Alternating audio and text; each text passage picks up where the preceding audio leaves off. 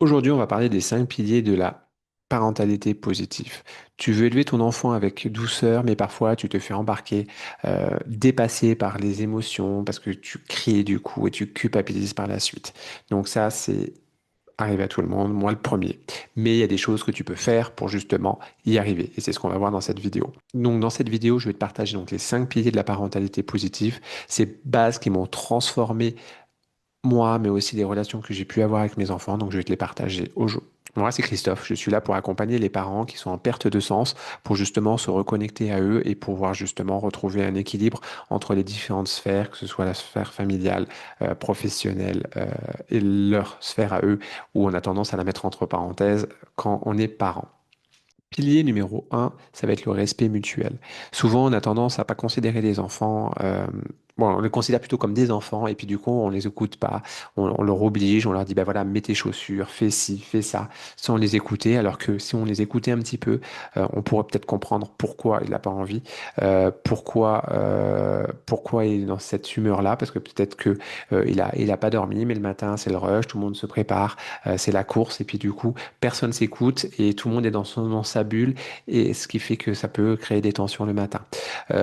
Ce qui peut être aussi intéressant de faire justement avec les enfants, c'est de ne pas leur imposer des choix, et de plutôt leur proposer des solutions, plusieurs solutions. Alors, ça, c'est limite aussi, on est bien d'accord.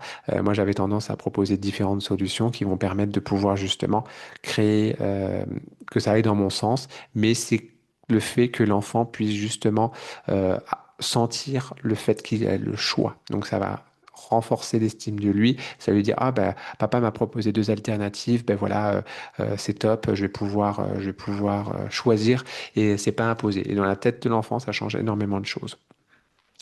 Le deuxième pilier, ça va être comprendre le besoin derrière le comportement.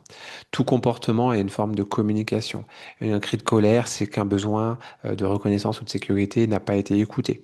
Donc, ce qui est important de faire, c'est d'observer la situation, de pouvoir justement l'écouter, reformuler. Ça, c'est hyper important, reformuler, parce qu'on a tendance à, dans le feu de l'action, avec nos schémas, penser qu'on sait alors qu'on ne sait pas forcément. Donc, hyper important de bien reformuler pour que l'enfant valide si on a bien compris la situation, parce que si on ne comprend pas la situation, ben forcément, ça va créer plus de frustration, et ça va permettre à l'enfant de pouvoir justement peut-être faire moins de crises. Le pilier numéro 3, c'est un des plus importants, je trouve, ça va être accueillir et réguler les émotions. Les émotions, ce sont des bombes par moment. Mon fils, il avait tendance à des fois, quand il était plus petit, à crier énormément. Et faut permettre à l'enfant justement de traverser ces émotions-là, et de le permettre de le faire en sécurité. Moi, souvent, dans ces cas-là, c'est je lui disais, bah, tu vas dehors, tu cries un bon coup. Alors, c'est sûr que la relation avec les voisins, bah voilà, ils s'y font au bout d'un moment, mais c'est important comme ça. Du moment où il décharge son émotion, donc ça peut être en criant, ça peut être bah, le mettre par terre, lui dire, bah voilà, par terre, tu prends un coussin, tu tapes dedans. Ça va permettre qu'il décharge son émotion. Et une fois qu'il aura déchargé, il aura vécu son émotion, ça va lui permettre de pouvoir déjà, lui, constater dans son corps que bah, l'émotion, s'il la décharge, bah, ça va lui faire du bien. Et à partir de là, on va pouvoir de nouveau communiquer. Parce que tant que l'enfant est sur une charge émotionnelle, bah, clairement, tu pourras pas communiquer avec lui, et ça va être très, très, très frustrant. Le pilier 4, on va voir l'encouragement et la valorisation, qui sont deux choses complètement différentes. La récompense, c'est, ah bah si tu mets la table, tu vas pouvoir manger ton yaourt préféré. Donc ça va créer une frustration, et à chaque fois que l'enfant va faire quelque chose de bien ou qu'il estime qu'il fait bien, il va vouloir avoir cette récompense. Et s'il n'a pas cette récompense, ben il va être frustré, et du coup ça va peut-être créer une tempête émotionnelle.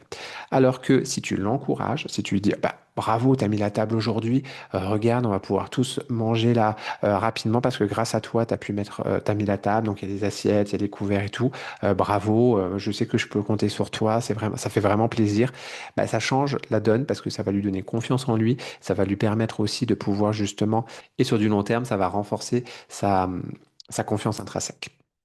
Le pilier numéro 5, ça va être la connexion avant la correction. Il n'y a rien de plus frustrant pour un enfant que de pouvoir justement avoir un parent qui crie encore plus fort que lui, parce que lui aussi gère pas sa tempête émotionnelle. Et ce qui fait que bah, du coup, ça fait un enfant qui comprend pas, un parent qui pète une durite. Donc, dans ces cas-là, le mieux, je trouve, c'est que de pouvoir justement respirer, ça va permettre de pouvoir descendre déjà, toi, ta gestion de ton émotion en fonction de la situation. Et puis, tu te mets à côté de ton enfant et tu lui dis que tu es là. Ça va permettre que lui va se sentir en sécurité, ça va permettre de le calmer. Et à partir de là, tu vas pouvoir de nouveau discuter avec lui et lui faire comprendre ce qu'il a pas forcément bien fait et lui expliquer le pourquoi. Et là, il sera beaucoup plus à l'écoute que plutôt forcé à crier parce qu'une fois que tout le monde a crié, au final, tout le monde pleure et bah, franchement, c'est contre-productif d'avoir cette attitude-là. Et encore une fois, ça, je peux en témoigner. Voilà, je t'ai partagé des 5 valeurs qui sont pour moi, qui permettent d'avoir une parentalité positive. Je te mets en dessous si tu veux aller plus loin, si tu veux. Alors déjà, si tu veux laisser des commentaires, ben, c'est avec grand plaisir que je vais y répondre. Et puis si tu veux aller plus loin parce que justement tu as besoin de conseils personnalisés, ben, n'hésite pas à cliquer sur le lien, prendre un rendez-vous. Et puis comme ça, je te fais un petit audit de 15 minutes pour voir comment je peux t'accompagner pour la suite et que tu sois un parent épanoui. À bientôt et à toi de jouer.